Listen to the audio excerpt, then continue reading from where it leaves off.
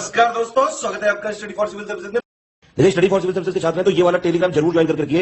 YouTube channel में हमारे साथ है तो भी ये वाला टेलीग्राम ज्वाइन करना बहुत ज्यादा जरूरी है। सारे नोटिफिकेशन, सारे अपडेट, सारे मोस्ट इंपोर्टेंट पिक्स, सारा रिवीजन सब कुछ यहाँ पे बताया जाता है। देखिए, इस फ्री जो इनिशिएटिव की पीडीएफ आपको सिर्फ पेड ग्रुप में मिल सकती है। हमारा पेड ग्रुप भी चल रहा है इस फ्री इनिशिएटिव के साथ साथ। वीडियो हमारे फ्री थे, फ्री है, फ्री रहेंगे हमेशा, लेकिन इसके साथ साथ हमारा पेड ग्रुप भी चल रहा है जहां पे आपको कंप्लीट स्टडी मटेरियल मिलेगा, कंप्लीट आपको आंसर राइटिंग जो है करवाई जाएगी, कंप्लीट फीडबैक दिया जाएगा, कैसे क्वेश्चन को समझना है, किस तरह के क्वेश्चन में क्या आंसर लिखना है, पॉइंट टू पॉइंट एक एक चीज बताएंगे आपके साथ हमारे एक्सपर्ट, और कंप्लीट आपको पर्सनल गाइडेंस भी दिया जाएगा। ज्यादा जानकारी के लिए 8564880530 या 9696066089 पे कॉल या व्हाट्सएप कर सकते हैं, या फिर मुझे डायरेक्टली व्हाट्सएप कर सकते हैं 7838692618 पे।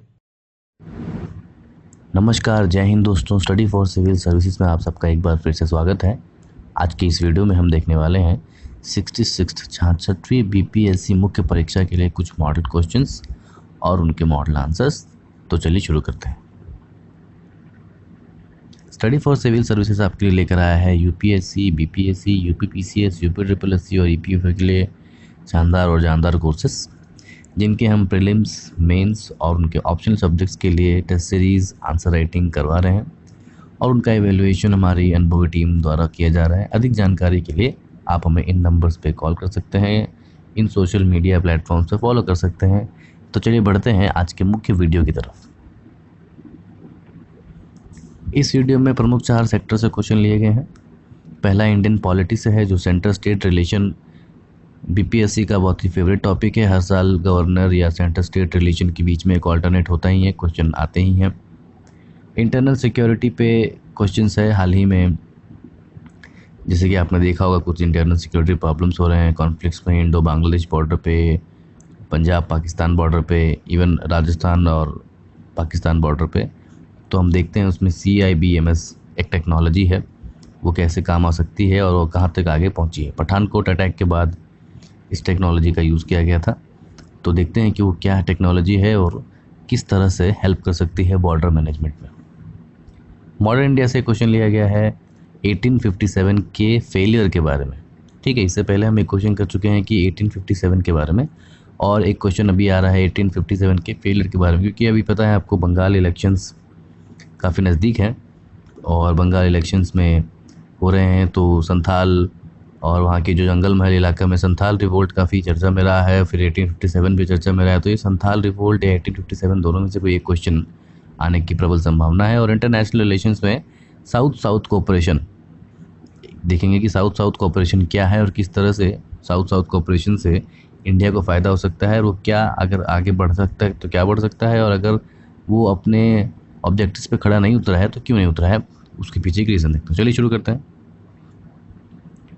First question is discuss scope and extent of centre state relation in the Indian polity. भारतीय राज्य व्यवस्था में केंद्र राज्य संबंधों पर चर्चा कर। ठीक है, तो ये सिंपल सा क्वेश्चन है। तो हम अलग अलग बैकग्राउंड देते हुए इस आंसर को केंद्र और राज्य के संबंधों को, यानी सेंटर और स्टेट के रिलेशंस को अलग अलग फैक्टर्स पर बांट कर देखेंगे, लेजिस्लेटिव पे, एडमिनिस्ट्रेटिव पे एंड फाइनेंशियल पे। ठीक है, तो इस तरह इसको जितना ज़्यादा आप अपने आंसर को कैटेगराइज करेंगे उतना ज़्यादा ही आपके आंसर में मार्किंग की एबिलिटी बढ़ेगी और उतना ज़्यादा ही आप कंसाइज और प्रिसाइज होकर अपनी बातों को रख सकेंगे। तो एक बैकग्राउंड दे देंगे कि भैया इंडियन पॉलिटी है, जो इंडियन फेडरल सिस्टम है, वो इस तरह का फेडरल सिस्टम है जहाँ पे जो सेंटर है वो स्ट्रांग होता है। ठीक है, तो भारतीय राज्य व्यवस्था में मजबूत केंद्र की वाली जो संघीय प्रणाली है, तो हमारी संघीय प्रणाली ऐसी है जहाँ केंद्र जो है यूनियन, जो सेंट्रल गवर्नमेंट है, वो स्टेट से ज़्यादा मजबूत है। एंड दैट इज़ वाई इसे क्वासी फेडरल यानी कि अर्ध संघीय भी कहा जाता है। इसको यूनियन ऑफ स्टेट्स, जैसे कि आर्टिकल 1 में भी कहा गया कि India that is Bharat, it is a union of states. Baba Saheb Bhimrao Ambedkar ने भी कहा कि भारत जो है वो राज्यों का जो संघ है, यानी कि फेडरेशन नहीं है, it is a union of state. और इसका मतलब ही है कि जो संघ है, केंद्र है, centre has more power in comparison to the other states.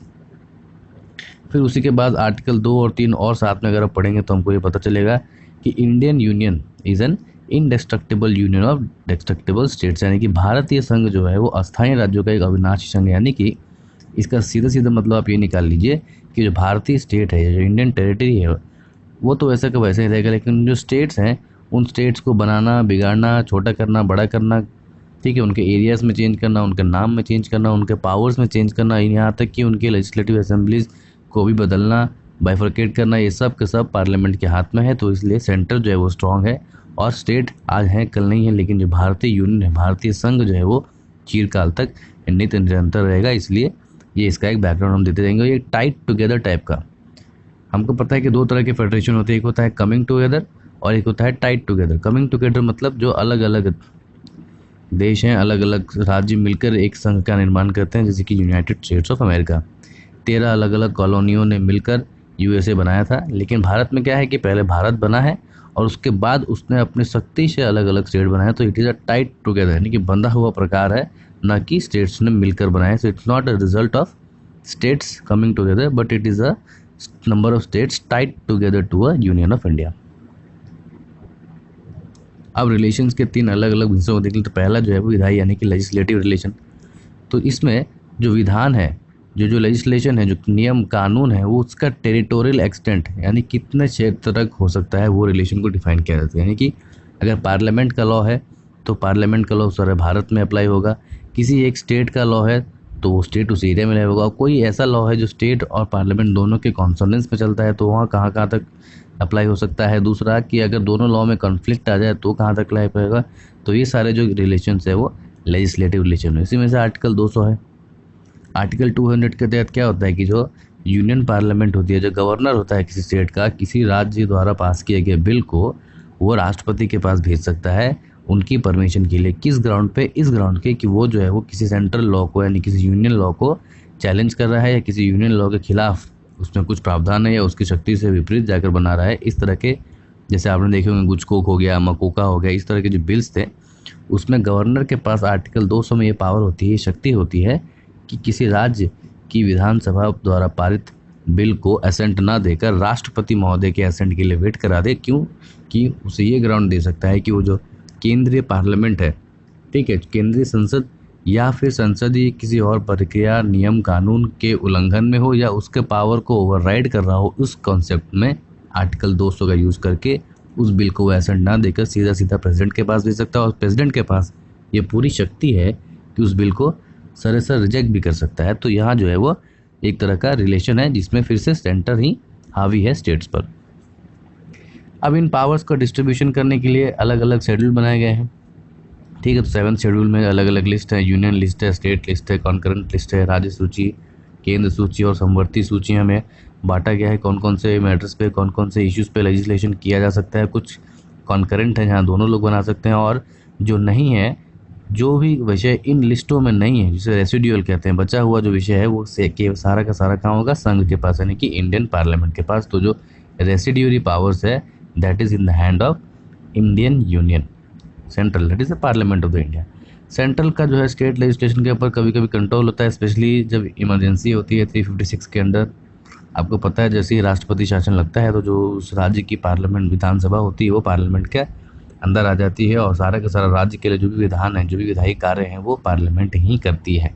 तो इस तरह का जो रिलेशन है, उस रिलेशन में क्या, हर तरह के रिलेशन में आप देखेंगे कि सेंटर जो है वो स्टेट से थोड़ा ज़्यादा पावरफुल है, और इसीलिए जो हम हैं वो यूनियन, हमारा संघ है वो इस तरह का संघ है जहाँ पे केंद्र जो है वो मजबूत है और राज्य जो है उतने मजबूत नहीं है। आर्टिकल 249, इसमें राज्यसभा के पास शक्तियाँ हैं कि वो पार्लियामेंट को ये पावर दे दे कि जो पूरा यूनियन पार्लियामेंट है, यानी राज्यसभा अगर कोई बिल पास कर दे आर्टिकल 249 के तहत, तो पार्लियामेंट ये अधिकार हो जाता है कि किसी विशेष राज्य के रूप में या राज्यों के लिए कोई नियम जो है वो पार्लियामेंट बना सकती है। इसमें भी राज्यों से पूछने की अनिवार्यता नहीं है। तो यहाँ भी जो ऐसा रिलेशन है जहाँ सेंटर की पावर स्टेट से ज़्यादा है। अब देख लेते हैं प्रशासनिक एडमिनिस्ट्रेटिव। तो एडमिनिस्ट्रेटिव ऑर्डर्स में आपको पता है कि केंद्र जो है वो राज्यों को दिशा निर्देश दे सकते हैं। उन दिशा निर्देशों को उनको पालन करना होता है। अगर वो पालन करने में असक्षम है तो उनको बताना भी होता है कि इस तरह से अक्षम है। इसलिए दूसरी तरफ से क्या है कि जो कोई दिशा निर्देश है, जो कोई एडमिनिस्ट्रेटिव रूल है, ऐसे कुछ नियम जो राज्य बनाते हैं और अगर वो केंद्र द्वारा बनाए गए नियमों के उल्लंघन में है या नियमों को ओवरराइड कर रहे हैं तो उनको उस नियमों को कैंसिल करना होता है। तो इस तरह के जो प्रशासनिक नियम है वो नहीं बना सकते हैं, ठीक है। तो राज्यों को अपनी शक्ति का इस्तेमाल इस तरह करना चाहिए कि वो संसदीय कानून का हमेशा और पूर्ण रूप से अनुपालन हो, यानी it should always be in the compliance with the parliamentary law. अगर ऐसा नहीं होगा तो वो लॉ जो है वो नल एंड वॉइड डिक्लेयर कर दिया जाता है माननीय उच्चतम न्यायालय द्वारा, ठीक है, न्यायालय द्वारा।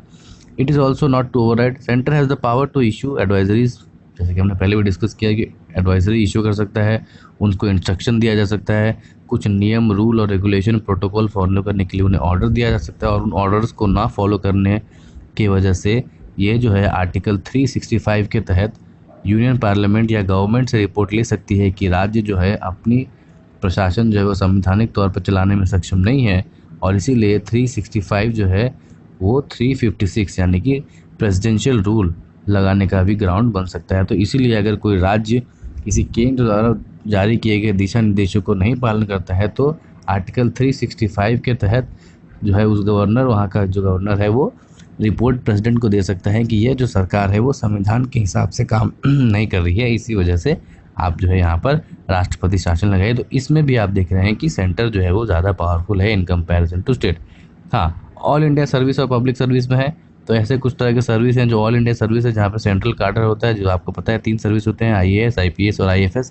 ठीक है, Indian police service, Indian administrative service, Indian forest service, ये 3 जो है वो ऑल इंडिया सर्विस है, बाकी ऑल इंडिया सर्विस नहीं है। तो ये जो एक सेंटर और स्टेट के बीच में रिलेशन कायम करता है। ऐसे ऑफिसर होते हैं जो भारत सरकार के ऑफिसर होते हैं लेकिन राज्यों में जाकर राज्यों के लिए काम करते हैं और डेपुटेशन में आते हैं, फिर इस तरह से वो डेपुटेशन से वापस भी चले जाते हैं। तो ये जो है एक तरह का एडमिनिस्ट्रेटिव रिलेशन बताता है सेंटर और स्टेट के बीच में। इंटीग्रेटेड जुडिशरी है, एकीकृत जुडिशरी प्रणाली की वजह से क्या होता है कि सारे भारत में एक ही जुडिशरी है, और इसमें भी जो हाई कोर्ट है वो सुप्रीम कोर्ट के अंदर काम करते हैं, और इनके जजेस की नियुक्ति भी क्या करता है, प्रेसिडेंट ही करते हैं। और प्रेसिडेंट यानी किसके आधार पर या विमर्श पे काम करेंगे, तो वो करेंगे काउंसिल ऑफ मिनिस्टर। वो काउंसिल ऑफ मिनिस्टर किसके, तो यानी कि लोकसभा यानी कि सेंट्रल गवर्नमेंट। यानी इन जुडिशरी में भी एक तरह से देखेंगे तो अपॉइंटमेंट हो या रिमूवल हो, लोकसभा यानी सेंट्रल पार्लियामेंट का ही अपर हैंड होता है in comparison to the state government. Similarly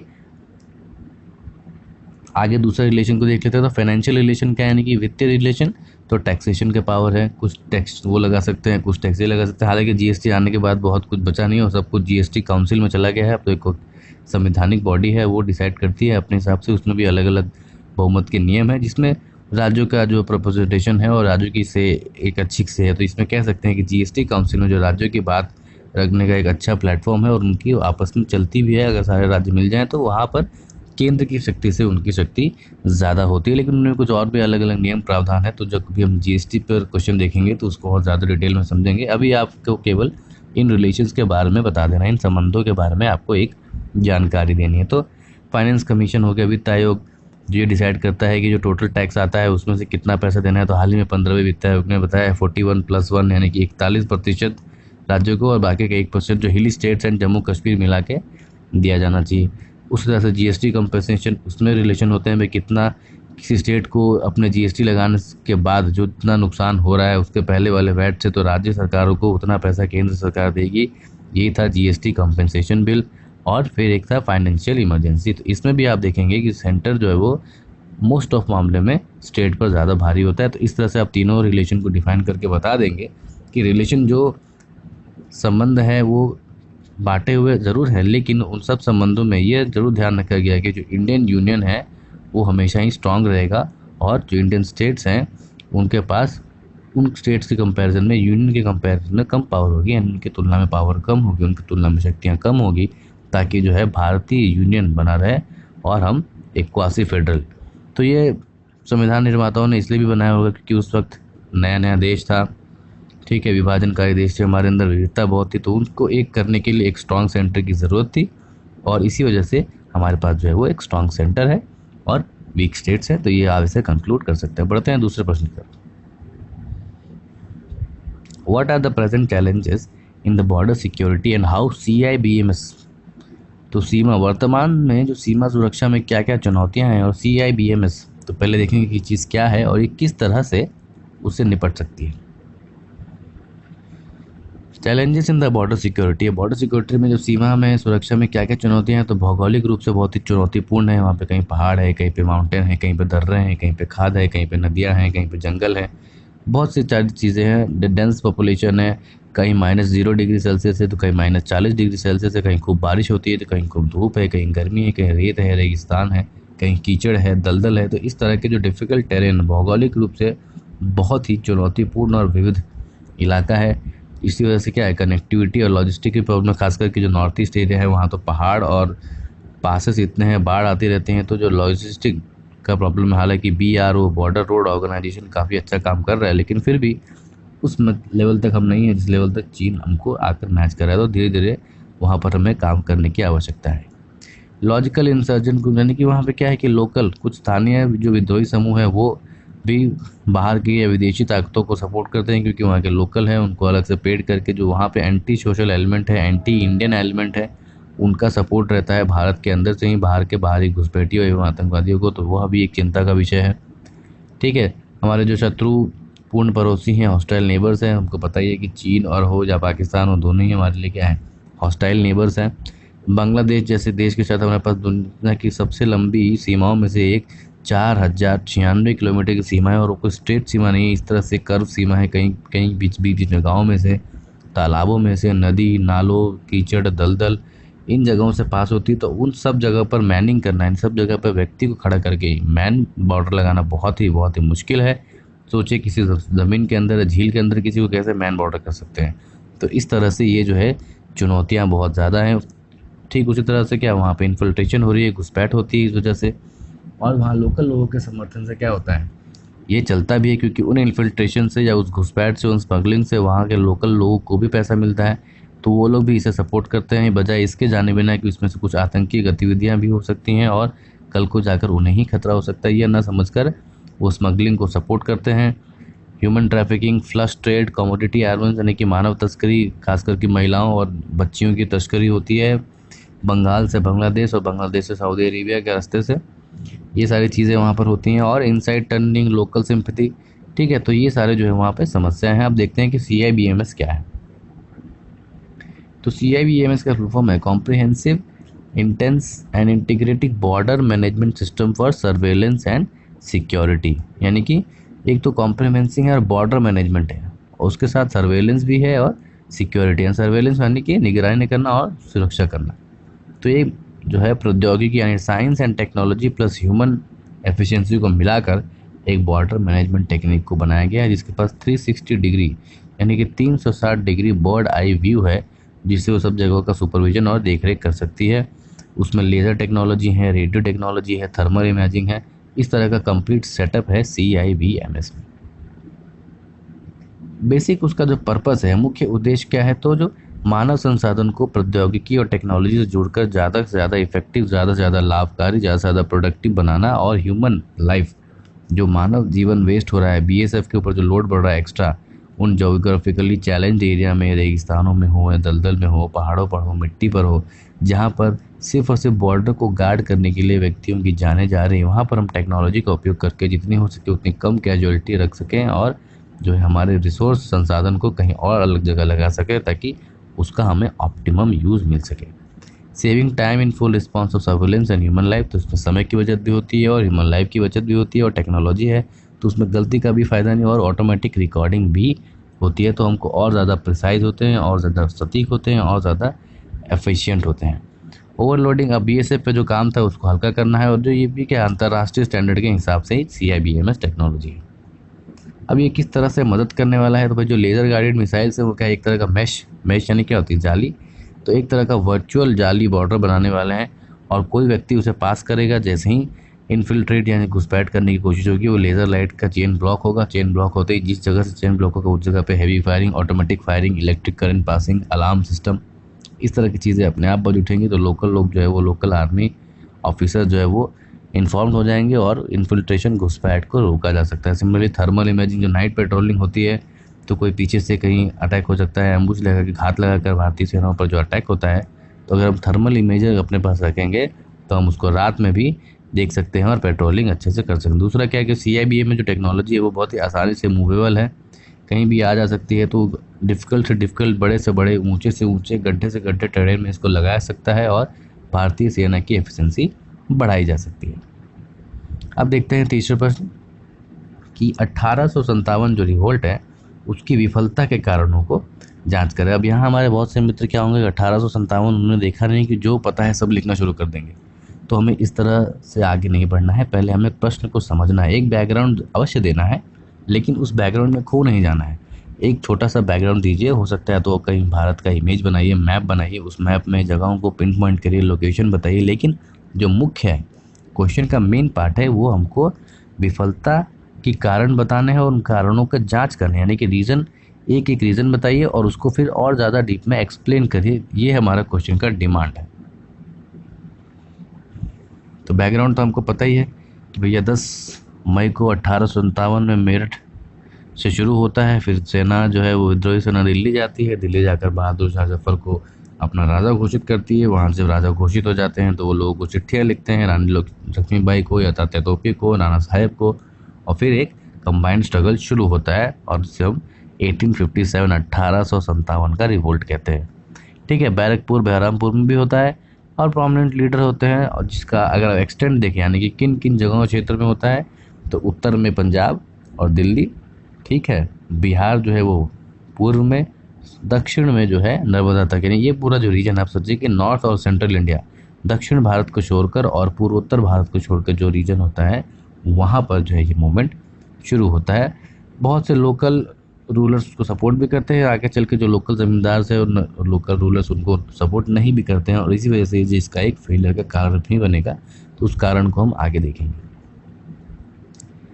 इसके लीडर्स का नाम बता देंगे तो भाई बिहार में कुंवर सिंह, रानी लक्ष्मीबाई झांसी में, तात्या तोपे, नाना साहेब कानपुर में, बख्त खान दिल्ली में, बेगम हजरत महल लखनऊ में, मौलवी अमानुल्लाह फैज़ाबाद में, तो और मनीराम दीवान जो है असम में, और मैप बनाकर हम इसे एक्सप्लेन कर देंगे कहाँ कहाँ पर क्या क्या लड़ाई। तो ये था बेसिक। अब बेसिक इसके बाद क्या करते हैं तो भाई जो अंग्रेज सरकार है उसको क्रूरतापूर्वक इसका दमन करती है, लड़ाई होती है, दोनों तरफ में हैवी कैजुअलिटी होती है, लेकिन क्या है कि उनके पास जो वेपन अच्छे होते हैं, ज़्यादा अच्छी हथियार होते हैं, कम्युनिकेशन सिस्टम अच्छा होता है, डिसिप्लिन होता है, एक लीडर होता है, और इसी वजह से उनको थोड़ा सा एज मिलता है इन कंपैरिजन टू भारतीय सैनिक और भारतीय विद्रोह। लेकिन भारतीय विद्रोह और सेना का वीरता और परिश्रम और साहस में तो कोई नो डाउट उनसे अंग्रेज़ों से बहुत अत्यधिक था, लेकिन क्योंकि हमारे पास एक व्यक्ति को लीडर नहीं था, कम्युनिकेशन स्किल अच्छे नहीं थे, वेपन्स जो है हथियार उतने मॉडर्नाइज नहीं थे, तो इस वजह से हमें हार का सामना करना पड़ता है। लेकिन ये अंग्रेज़ों को जो है उनकी बराबर सबक सिखा कर रहता है, और इसी वजह से 1857 के बाद जो एक्सपांशन की जो नीति है, जो बृहदीकरण की जो नीति है, डलहौजी जो है लास्ट, ठीक है, अवध को एनेक्स करने के बाद वो चीज़ें बंद हो जाती हैं और ब्रिटिश क्राउन, ठीक है, ब्रिटिश क्राउन जो है वो कब्जा कर लेता है, और जो इंडिया जो होती है वो ब्रिटिश इंडियन एम्पायर बन जाती है, वो इंग्लैंड की क्वीन एलिजाबेथ के अंदर अपने अंदर काउंट करते हैं। अब देखेंगे कि इसके असफल होने के कारण, तो उन कारणों को हम बांट दिए हैं। तो हमने बांटा है, पहली बात तो ये अनऑर्गेनाइज थे। अब कैसे अनऑर्गेनाइज थे उसको आप बताइए।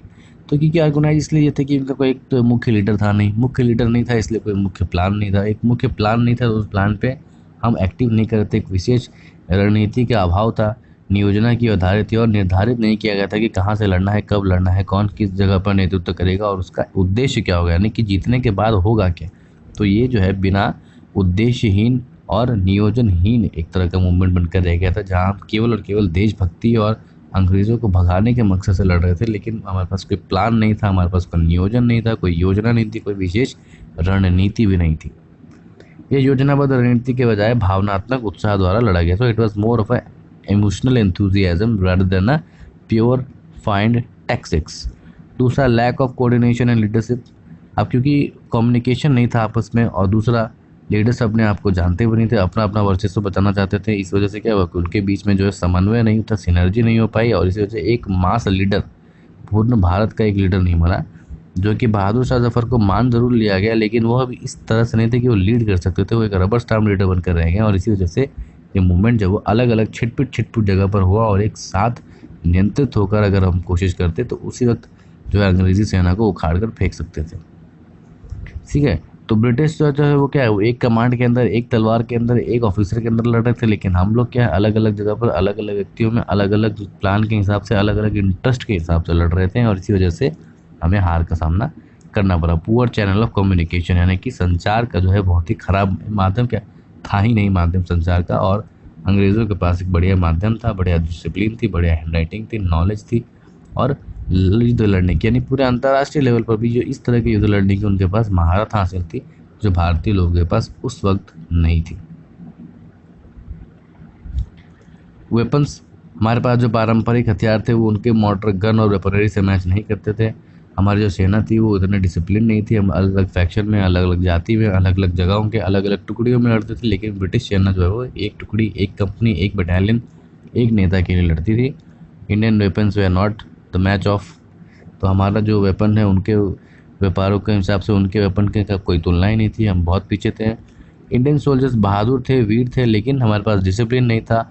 युद्ध लड़ने की जो प्रॉपर टेक्निक होती है, फॉर्मेशन, स्ट्रैटेजी, प्लान मेकिंग, ये सब में हम बहुत पीछे थे। इसी वजह से हमें हार का सामना करना पड़ा। Not supported by very large number. अब दूसरा सबसे बड़ा कारण क्या है कि सर्व समाज ने इसे समर्थन नहीं दिया, यानी कि समाज से कुछ ऐसे ज़मींदार जिनकी ज़मीन छिन गई थी और कुछ अपर क्लास के लोग ही इसमें जुड़े, बाकी अन्य लोगों ने इसको समर्थन दिया। इनको पता ही नहीं कि क्या हो रहा है, नहीं हो रहा है, उनको कोई फ़र्क नहीं पड़ता था, क्योंकि शोषण तो उनका वैसे भी होता था और अब भी हो रहा था, इसलिए उन लोगों ने इसका समर्थन नहीं दिया। Many of the local king, बहुत से राजा अपने अपने इंटरेस्ट को देखते हुए ब्रिटिशर्स के साथ चले गए, ताकि उनके युद्ध के बाद, ठीक है, बदले में युद्ध के बाद मिलने वाले जो लाभ के कारण स्थानीय राजाओं ने और शासकों ने कई ने अंग्रेज़ के पक्ष में युद्ध करने का मौका लिया। न कि वह भारतीय लोगों को विद्रोह किया, बल्कि अंग्रेज़ों के पक्ष में युद्ध किया, और इसी वजह से भारतीय से ही लड़ बैठे और हमारा जो मेन मुख्य उद्देश्य था कि अंग्रेज़ों को बाहर हटाना, वो पूरा ना हो सका।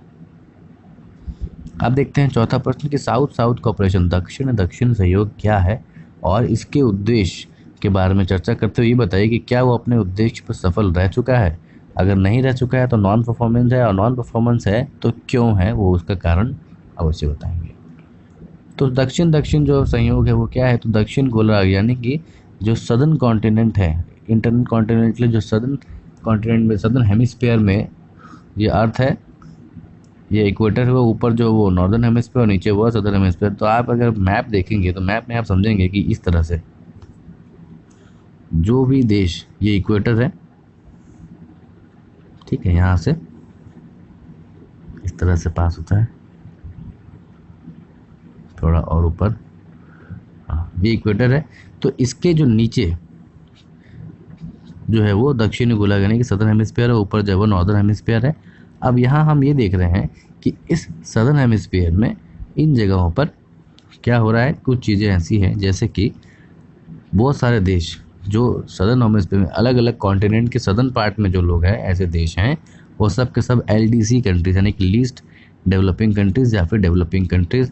और इसीलिए आप देखेंगे कि जैसा दक्षिण अमेरिका हो या पूरा अफ्रीका हो या दक्षिण एशिया हो, ये सब के सब जो है लीस्ट डेवलपिंग कंट्रीज़ है या डेवलपिंग कंट्रीज़ हैं, और इसीलिए हमें ज़रूरत है कि इसको साथ में ये सब मिलकर आएँ और एक सहयोग करें। तो इस तरह से यहाँ जो है वो इक्वेटर है, ठीक है, ऐसा ऐसा ये इक्वेटर है, और इसमें देखेंगे दक्षिण में और कॉन्टिनेंट्स के दक्षिण में, यानी कि इक्वेटर के दक्षिण में तो है ही, और कॉन्टिनेंट्स के भी दक्षिण में जो देश हैं वो LDC कंट्रीज है, उनके बीच के सहयोग को कहा गया है south south cooperation.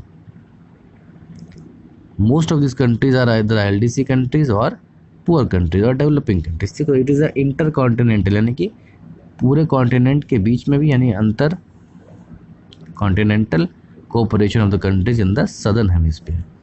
Wide area of cooperation, अब उन क्योंकि दोनों LDC कंट्रीज हैं सबके सब, तो उनके बीच में सहयोग करने का एक बहुत बड़ा क्षेत्र है और कोई वेस्टेड इंटरेस्ट भी नहीं है, इसलिए उन्हें सहयोग कर सकते हैं कॉन्टिनेंट वाइज भी और कंट्री वाइज भी। इस तरह का एक प्लेटफॉर्म बनाया गया था यूनाइटेड नेशन, जिसको हम UNOSSC कहते हैं, United Nations officials of South south cooperation, ठीक है। So United Nation organisation of South south cooperation बनाया गया था UNO के अंदर। और किन किन जगहों पर ये कोऑपरेट करते हैं, तो ये जो है वो तकनीक शिक्षा, स्किल डेवलपमेंट, WTO विश्व व्यापार संगठन में, सब्सिडी वाले वर्ग में, UNSC में सुधार में, इन जगहों पर ये कोऑपरेट करते आते हैं और करते रह रहे हैं, और करने का इनका जो मुख्य उद्देश्य भी है। देख लेते हैं अब उद्देश्य क्या है। तो उद्देश्य है कि सेल्फ रिलायंस, जो LDC कंट्री आपस में एक दूसरे की मदद करे, तो हमको जो है डेवलप कंट्री से कुछ हेल्प लेने की ज़रूरत ना पड़े, और हम एक म्यूचुअल रिस्पेक्ट के साथ, म्यूचुअल रिलायंस के साथ आगे बढ़े और एक साथ में सब लोग आगे बढ़े। प्रमोशन ऑफ म्यूचुअलाइजेशन, यानी जो पारस्परिक संबंध है उसको बढ़ावा देना, कम्युनिकेशन, लॉजिस्टिक्स, कनेक्टिविटी को बढ़ाना, UNGA, UNSC, WTO, G20, इस तरह के जो अलग अलग फॉरम्स हैं वहाँ पर इन देशों की राय रखना, इन देशों की बात रखना, इन देशों के हित में बात करना, इन देशों के अधिकार को प्रबल रूप से रखना, इन देशों के साथ अन्याय ना हो देना, क्योंकि वो गरीब है, छोटे हैं, तो हो सकता है कि बड़े बड़े राष्ट्र, बड़े बड़े शक्तिशाली, आर्थिक एवं सामरिक रूप से शक्तिशाली राष्ट्र हो सकता है कि उसे दबा दे, लेकिन उन आवाज़ को ना दबाया जा सके, इसलिए एक साथ इकट्ठा होकर ऐसे बड़े मल्टीलेटरल फोरम में, बहुपक्षीय फोरम में अपनी बातों को रखना, ये उनका उद्देश्य है। अब देखते हैं कि उस उद्देश्य पे पूरे रह पाए हैं या नहीं। तो नहीं रह पाए, जाहिर सी बात है, साउथ साउथ कॉपरेशन इतना अच्छा हुआ नहीं है, तो इस क्योंकि वहाँ पे डेवलपमेंट नहीं हुआ है साउथ की कंट्रीज़ में, जो पहले से गरीब एलडीसी वो एलडीसी ही रह गए हैं। तो अब उसमें समस्या क्या है वो देख लेते हैं। तो समस्या उसके लिए ये है कि ये केवल नाम के लिए एक सम्मेलन, बड़ा ही अच्छा गौरवशाली नाम है साउथ साउथ कॉपरेशन, लेकिन अंदर कुछ होता नहीं है, कभी कुछ खास हुआ नहीं। Just become a glorified, much of fame and lack of substance, नाम बड़े और दर्शन छोटे वाली बात।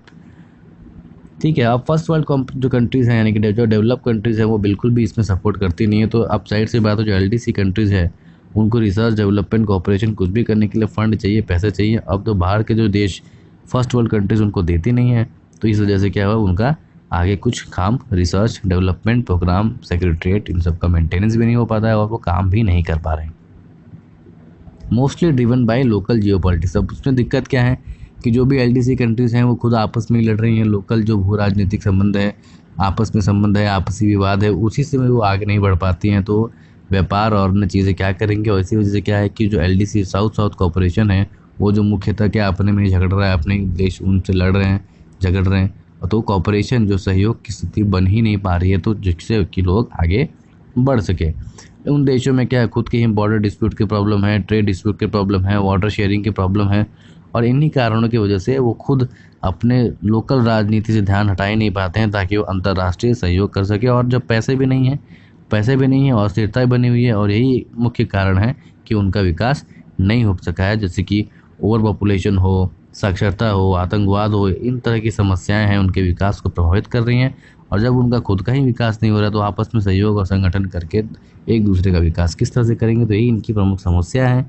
और इसका समाधान ये होगा कि जो एलडीसी कंट्री है, यूएन बॉडी है, एशियन डेवलपमेंट बैंक है, वर्ल्ड बैंक है, आईएमएफ है, ऐसे कुछ पर्टिकुलर स्कीम्स बनाए, ऐसे कुछ प्रोग्राम्स बनाए, उनको फंड करे, ताकि एलडीसी कंट्रीज आपस में कॉपरेट करके आपस में एक दूसरे के साथ knowledge, experience, product, spices, minerals etcetera को शेयर कर सके, और all around development, sustainable development की ओर हम आगे बढ़ सकें। तो ये था आज की वीडियो के 4 क्वेश्चन। आपसे फिर मिलेंगे अगली वीडियो में, तब तक के लिए stay home, stay safe and जय हिंद।